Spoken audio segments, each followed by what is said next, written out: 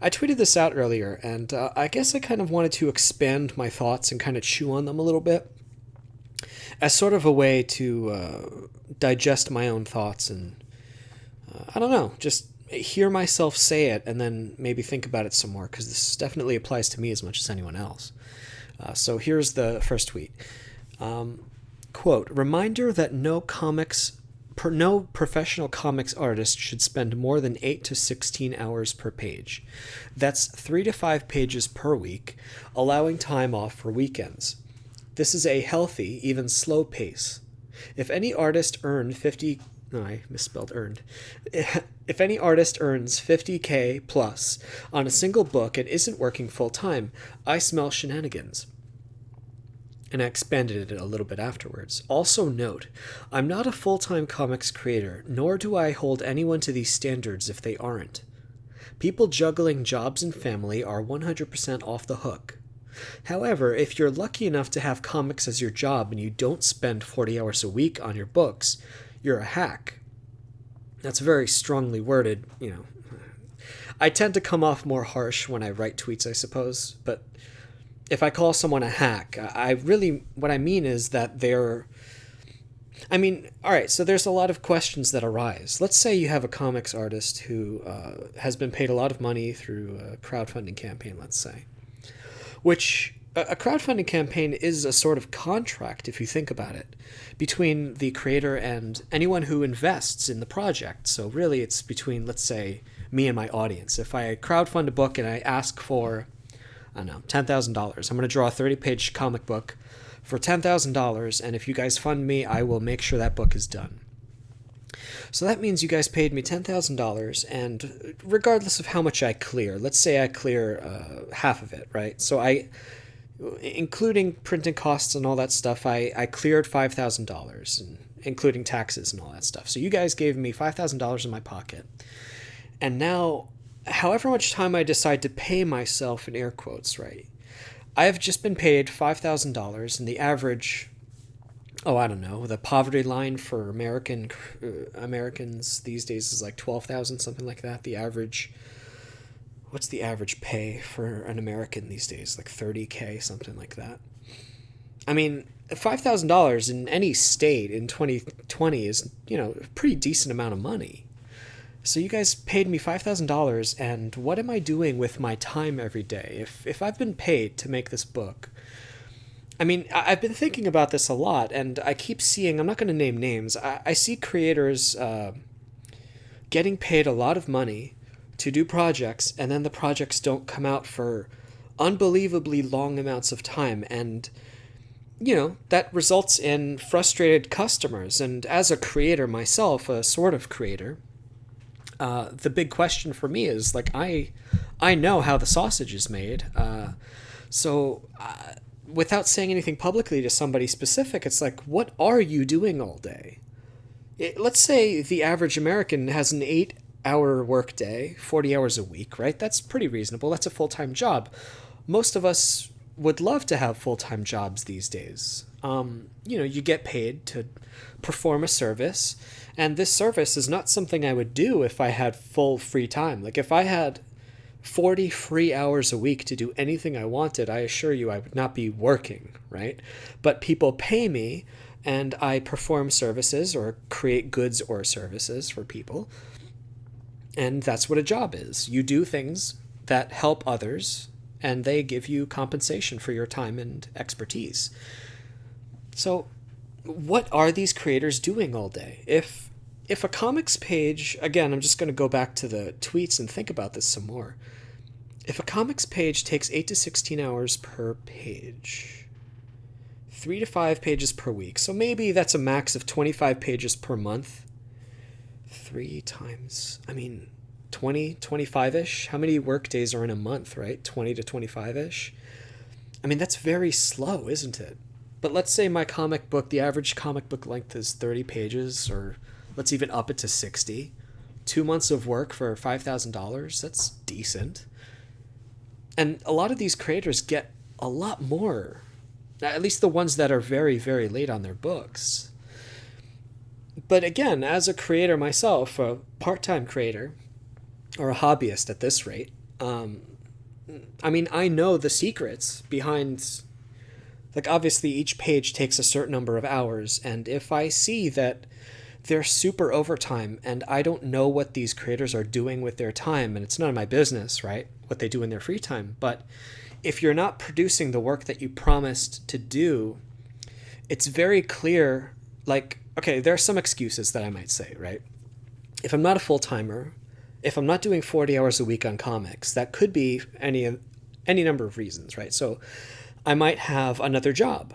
This might not be my full-time job. So in the campaign, I would say, hey, listen, it's going to be this many months before I can finish the book because I have this other job that I have to do because I didn't earn enough money from this project to quit my full-time job, right? So the book's going to take this many months to finish probably, and I'll do it in my spare time. I think that's really noble to work extra, right? 60 hours a week, who knows, to produce a book because it's a passion project or something. That's, even 40 hours a week, 50, that's very tiring, right? And then another excuse, which is totally valid, I would think, is that if you're a family type of person, mother, father, doesn't matter, maybe you have to, on top of your work, help raise a family, or maybe you have other obligations that you can't talk about. There are a lot of things that might slow you down from production, and you can't spend 8 hours a day drawing a comics page. That's possible. I would think as an investor, because I've worked in indie comics and indie games especially, and I've talked to angel investors. That'll have to be another discussion, I suppose. But basically, that's just someone with a whole bunch of money, and they say, I'm going to invest in you to do this project. And you have to convince them. Think Shark Tank, right? If I have a bunch of money and you're asking for me to give you that money, you have to convince me that you could produce the product that you're promising and on this schedule. And if you're not on schedule, I, as the investor, am going to ask why. And if you don't give me a good example, or if you don't give me a good reason, I am no longer going to invest in your project.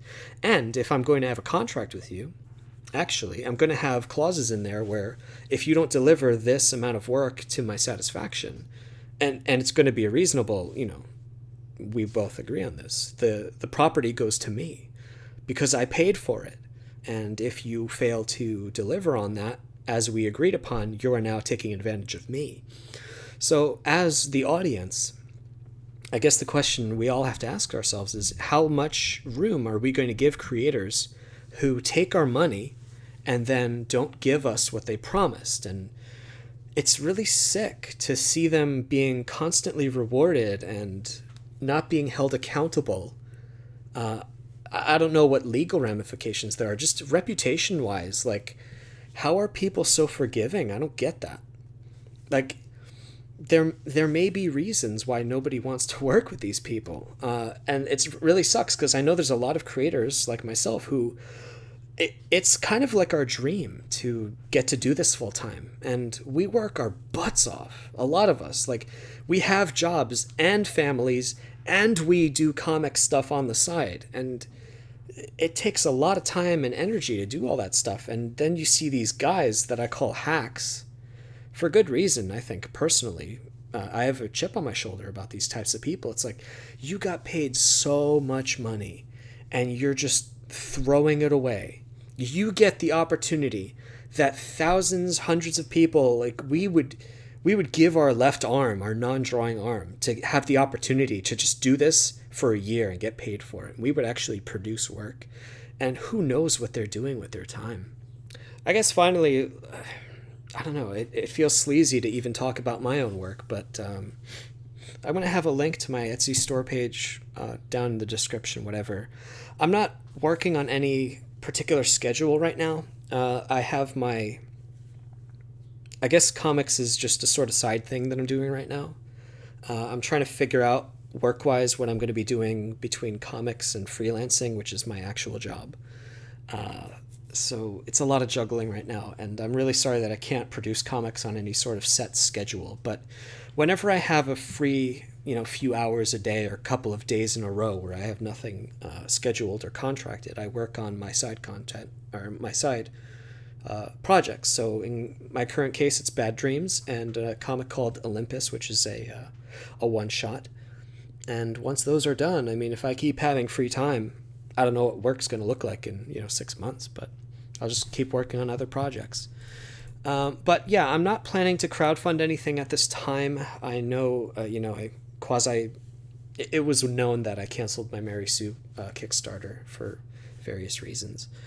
But basically, it's because I looked at the numbers that I talked about in this video, and I realized that I think I'd asked for, 12,000, 15,000, or 10,000, something like that. And even then, when I looked at the amount of time it would take to produce those pages in color, I realized I couldn't pay myself enough for the amount of, like we talked about again, one page takes 8 to 16 hours. And I try to do 5 pages a week, and that's including letting myself take weekends off. I mean, it would have been so exhausting, and I almost would have barely not made any profit. So it's kind of like I may as well not do the books and then just wait and grow my audience in other ways, and then maybe I can find a bigger audience so I can earn enough money to find the time to fund these projects. But anyway, the big question I have to ask myself, and what I would encourage any creator, is do you have, like, if you're planning to build a tower, to use that example, shouldn't you count your bricks first? Like, shouldn't you know what kind of resources you have time-wise before you commit to doing a project that's like, if I have to do a 60-page book, do you have 60 times 8 hours to work on each page? If not, maybe you shouldn't crowdfund the book. But what really frustrates me is when people get the funding and then get like triple or quadruple or 10 times the amount of funding, and then they just sit and do nothing. What is your problem? Those are the people that I'm frustrated about. And it's like, they are, I mean, hack is a strong word, but it's also not strong enough. Do you know what I mean? They are hacks, and I'm sickened to see them succeeding and so many smaller creators who are struggling to get even just baseline funding, and they can't even meet it. It sucks so much. And I would ask the whole audience, everyone who would ever fund a comics book or a comics project at all, keep an eye out for the creators who are really passionate and willing to spend all their free time on their projects. And try to keep track of the creators who get tons of money in advance and then don't do anything. I guess the only way to know who's who is with time, and that sucks. But yeah, just reputation's important. And to any freelancer, I would say, like, I am paying attention. If you say that you're going to do a book and you're so late and not giving any reasons, like good reasons, like, I am paying attention to that. And that basically it means I would never buy your book and I would never work with you. So my solution, George, is I just sell books that are finished now. And if I ever do a crowdfund again in the future, it's going to be a book that's pretty much done already, and I'll just offer a special edition of it. So anyway, thanks for listening. I hope you guys have a great Sunday. Stay safe out there, and God, I hope things go back to normal soon.